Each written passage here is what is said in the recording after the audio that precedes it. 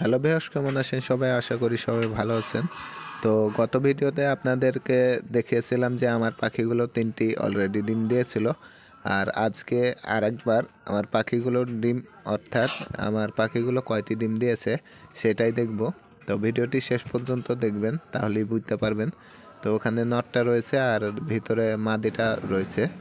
তো এখন আমি খুলবো। আর গত যে ভিডিওতে দেখেছিলেন যে 3টি ডিম দিয়েছিল, তো আজকে দেখছি।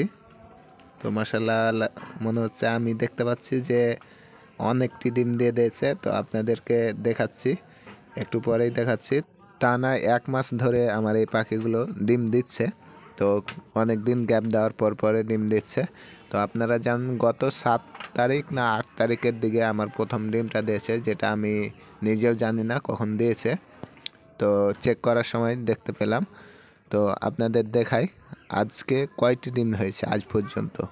এই যে দেখেন, এই যে মাশাআল্লাহ অনেকটি ডিম দিয়ে দিয়েছে। তো এই প্রথমবার কিন্তু 6টি ডিম দেয়নি, এর আগেও আরেকবার 6টি ডিম দিয়েছিল আমার এই পাখিগুলোতে। সেই 6টি ডিম থেকে কিন্তু একটাইও বাচ্চা আমি পাইনি, 6টি বাদ পড়ে গেছিলো।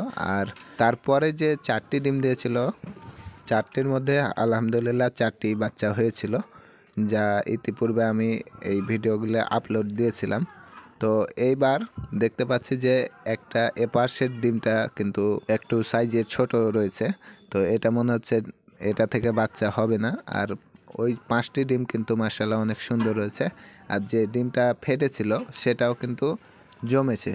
তো এই জমা তা বাদে যে কয়েকটি ডিম রয়েছে সবগুলোকে মিলিয়ে আপনাদের আরেকটি ভিডিও দেব, কয়টি আমার ডিম জমেছে আর কয়টি জমেনি। সেই পর্যন্ত আপনাদের সবার সুস্বাস্থ্য কামনা করে এখানে শেষ করছি।